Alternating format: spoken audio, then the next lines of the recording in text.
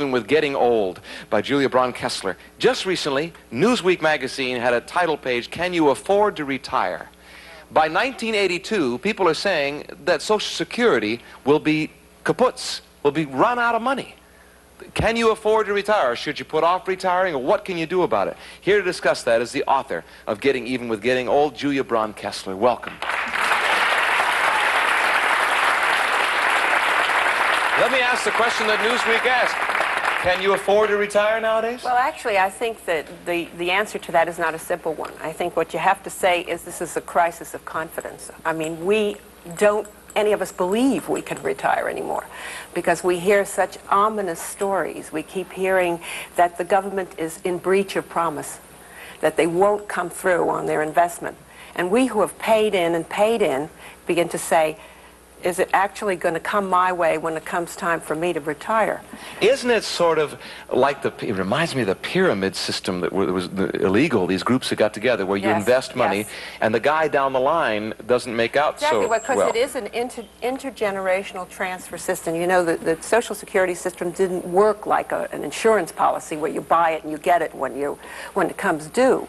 It's people pay in for other people, and the idea is that we had 3 or 4 workers providing for one person who was retiring. But as you paid in, you expect that when your time comes, there will be those who will pay in for you. You understand the way it works, everybody? If you are 65 years old now, you supported the people who were 65 exactly 20, 30 years ago. But the trouble is, John, that you see we had like 3 people working for the purpose of having one person retire. Now it's gone down to 2. Or it will be 2 very shortly. Very shortly. And what's happening is that we simply have to ask those 2 to pay more and more.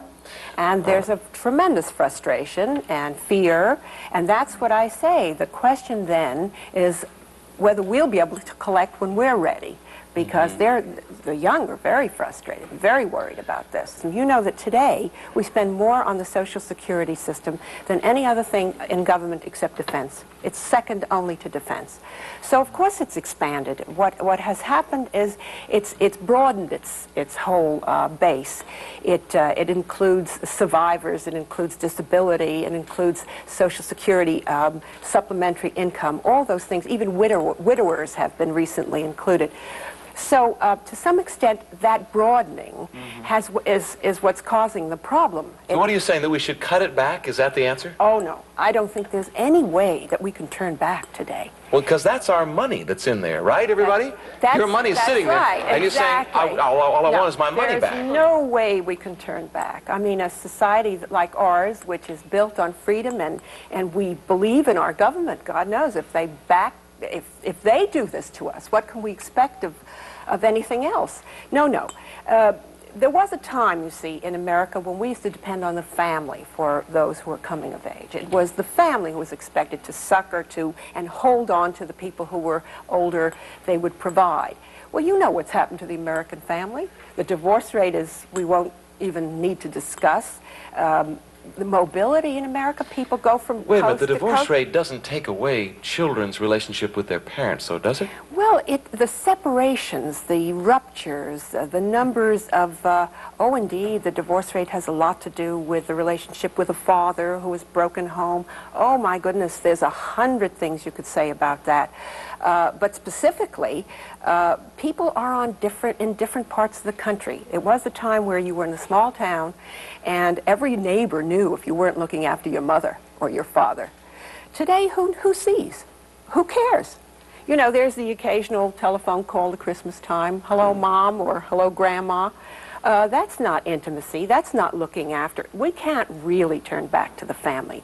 The government took over that function as we built from the 30s on, and we cannot abdicate that position. The problem, of course, is that our society is now, the baby boom is now 35 or older, and so much of our society is older, and because of the lack of babies being born, the working force can't support the non-working force. Well, that's the real problem. That's the origin of the problem. You see, what we have... How can that ever be solved? Well, if you have an intergenerational system, you're going to have that problem, because we know that we have a drop in the birth rate, And by the turn of the century, we're going to have that even more so, as you know. I mean, Yes. the situation is very critical now. There are not enough babies being born to support the Social Security institution. Let me go at it another way. What about retirement being pushed back to 68 or 70? How would you all feel about that? Let's talk about that. Would that help? I don't know. Well, that's one of the proposals of the administration currently. They want to push back. I think that there are pluses and minuses to that. You know, this is a free country, and there are a lot of people who want to continue working. But there are a lot of people who want to retire early. And to say to them today, those who are just about to turn 62, well, you know, we have to push this back now, and you'll have to work another 3 years. That's, to me, a breach of promise. Yes, it is, isn't it? Do you all agree with that? Those people have been promised their right. And this is a free country, so that everybody, and it's a great mistake. No. Wait a minute. This man has an idea. All right, why do you say no to that? Stand right up here, sir. Jump in here.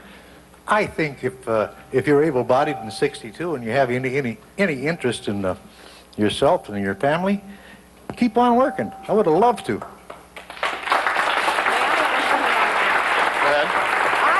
I think, sir, you're perfectly right for yourself. In other words, for you, that's a wonderful solution. But for another man, it may, or another woman, it may not be the solution. You're saying it should be an individual person choice. Should have that choice. And I think when the government makes it for you, you're not having it. Highly possible. Thank you, boy. Good. All right, that's a good comment. All right, let's talk about pension programs. Well, now, the pension system, of course, is in the worst trouble of all because this pension system has never been adjusted to inflation. And inflation, as you know, is playing havoc with our society, as it is indeed all over the world. Having never been adjusted to inflation, people put into pension systems continuously, and they're estimating now that if you put in, you get about 60% of what you expected in a spending capacity, because inflation is working at that speed. The other thing that's been a terrible disaster about pension systems is that the people are very mobile in our country. Do you know, John, that women, the statistic for women is they tend to change jobs every 2.5 years. 2.5 years. For men, it's a little longer, not much, 4 years and some. Well, if you have a vesting system, you know what I mean. That's not enough time for a pension program to build up to meet anything. You don't get it, so you lose it entirely. Yes. Only 28% of the people retiring today in America are getting pensions. All right, that's scary. That's scary. Now, let's somehow wrap this up. I always have to come to a wrap-up at the end. If you know, you've been on the show before. Yes, okay. The future. Where is it going? What are we going to do? Well, I think that right now, you see, there's so many people screaming. Obviously, now we are alerted, we know, and that's why you get this Newsweek kind of stuff. We know that we've got to do something. We've got to come to some solutions. And indeed, I think what we can do as citizens is to make ourselves heard. Scream about it. We want to know that our future is secure. Make ourselves heard, and indeed, here in California, in our state, there has been a history of people doing that. We had the Townsend movement. Right, we had up many to of Sinclair. Our older citizens feel, I'm getting older now, why would anybody listen to me? Right? Oh, but that is just not the case. I know that a lot of people feel that way. They've been out on the barricades before. Good. It's a history that most people here, I'm sure, well, perhaps if you're old enough, you know about them. Sure. Francis Townsend would fill the Hollywood Bowl cheering, you know, and they'd say, we want our pensions, or $30 every Thursday. Of course, $30 was $30 in those days.